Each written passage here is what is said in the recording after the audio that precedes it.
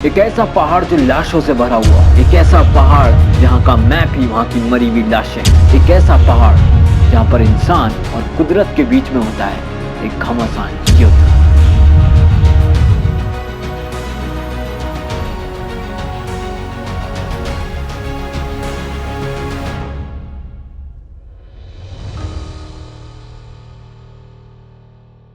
Hello everyone, मेरा नाम सरवत नियाजी है और आज मैं आप सबके लिए एक बहुत ही इंटरेस्टिंग टॉपिक लेके आया हूँ, माउंट एवरेस्ट। माउंट एवरेस्ट पहाड़ तिब्बत के बॉर्डर नेपाल में है, जो दुनिया का सबसे बड़ा और विशाल पहाड़ कहलाया जाता है। 1855 में रजिस्टर किया गया कि माउंट एवरेस्ट दुनिया का सबसे बड़ा और सबसे ऊंचा पहाड़ है। इसकी ऊंचाई 8,848 मीटर है। ये इतनी ऊंचाई है जहाँ पर ऑक्सीजन ना के बराबर होता है और इस ऊंचाई पे इंसान का खून जमने लगता है। लेकिन इससे पहले वो कौन सा पर्वत था जो सबसे ऊंचा पर्वत गिना जाता था? 1850 तक कंचनजंगा गिना जाता था सबसे ऊंचा पर्वत, और उस वक्त माउंटेन्स की ऊंचाई नापने के लिए त्रिकोणमिति का इस्तेमाल किया जाता था, जो कि बराबर या बिल्कुल सही नहीं माना जाता था। एक डाउट रहता था कि सही भी हो सकता है या गलत भी हो सकता है। लेकिन साइंटिस्ट की रिसर्च में माउंट एवरेस्ट हमेशा ध्यान में रहा, क्योंकि peak of the mount Everest मतलब माउंट एवरेस्ट की चोटी, जो कि इतनी हाइट पे थी जहां पर टेम्परेचर लो होने की वजह से और बर्फीली हवाओं की वजह से हमेशा ढकी रहती। लेकिन सालों की रिसर्च के बाद और साइंटिस्ट के बीच में एक बहस होने के बाद 1855 को ये घोषणा कर दी गई कि माउंट एवरेस्ट है दुनिया का सबसे ऊंचा और सबसे विशाल पर्वत। लेकिन इसमें एक बहुत इंटरेस्टिंग फैक्ट है कि जब तक माउंट एवरेस्ट रजिस्टर नहीं किया गया था कि ये सबसे ऊंचा और सबसे बड़ा पर्वत है, तब माउंट एवरेस्ट को किसी और नाम से बुलाया जाता था। नेपाल और तिब्बत में इस पर्वत को अलग अलग नाम से बुलाया जाता था। नेपाल में इस पर्वत को सागरमथा के नाम से जाना जाता था और तिब्बत में इस पर्वत को चोमुलुंगा के नाम से जाना जाता था। लेकिन उस दौर में, उस वक्त में एक साइंटिस्ट हुआ करते थे जिनका नाम था जॉर्ज एवरेस्ट, और वो हमेशा अपनी पूरी जिंदगी माउंटेन्स पे ही रिसर्च करते थे।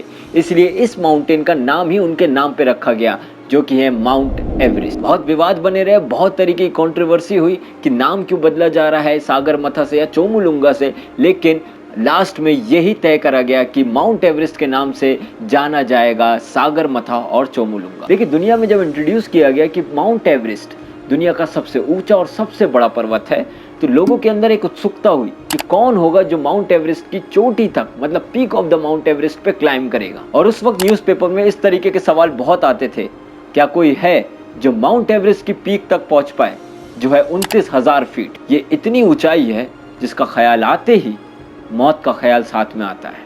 लेकिन कहानी तो यहीं से शुरू होती है, क्योंकि इंसान चाहे तो वो कुछ भी कर सकता है। क्योंकि अगर हम देखें, उस वक्त से लेके इस वक्त तक 4,500 लोग क्लाइंब कर चुके हैं माउंट एवरेस्ट पे। लेकिन जितना आसानी से मैंने ये बात बोल दी कि 4,500 लोग जा चुके हैं, ये उतना आसान नहीं है, क्योंकि ऐसे भी बहुत सारे लोग हैं जो माउंट एवरेस्ट की पीक तक तो पहुंच गए हैं।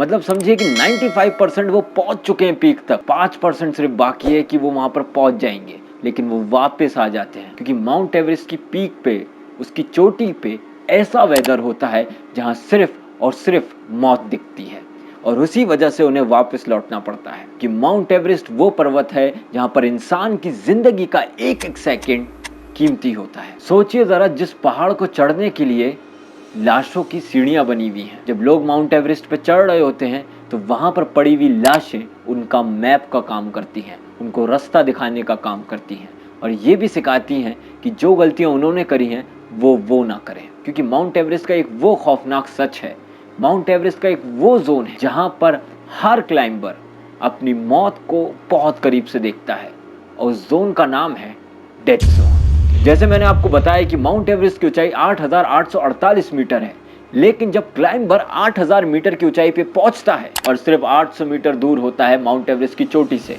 लेकिन क्लाइंबर सिर्फ उस वक्त अपनी जिंदगी बचाने के बारे में सोचता है, क्योंकि ये वही 8,000 मीटर की ऊंचाई है जिसको हर क्लाइंबर ने डेथ जोन कहा है, जो है 26,000 फीट। ये वो जगह है जहां पर सबसे ज्यादा मौत हुई है, ये वो जगह है जहां पर ऑक्सीजन की कमी होने लगती है, और ये वही जगह है जहां पर इंसान अनकॉन्शियसनेस फील करता है। मान लीजिए 4 क्लाइंबर्स एक साथ क्लाइंब कर रहे हैं, और जब वो लोग डेथ जोन पे पहुंचते हैं और एक की मौत हो जाती है, तो उन 3 क्लाइंबर्स वहां पर ही उसकी लाश छोड़ देते हैं, क्योंकि उसकी लाश वापस नीचे लाना बहुत मुश्किल है। क्योंकि गाइस, ये वो जगह है जहां पर 321 किलोमीटर पर घंटा पे हवा चलती है, और यहाँ का टेम्परेचर -62 डिग्री होता है। टॉम बर्डिनल एंड चार्ल्स इवांस ने सबसे पहले क्लाइम किया था इस माउंटेन पे और पीक ऑफ द माउंटेन पे पहुंच चुके थे, मतलब चोटी पे पहुंच चुके थे, लेकिन ठीक 300 फीट की दूरी से ये वापस लौट आए क्योंकि वहां पर जाके इन्हें सिर्फ मौत दिखी।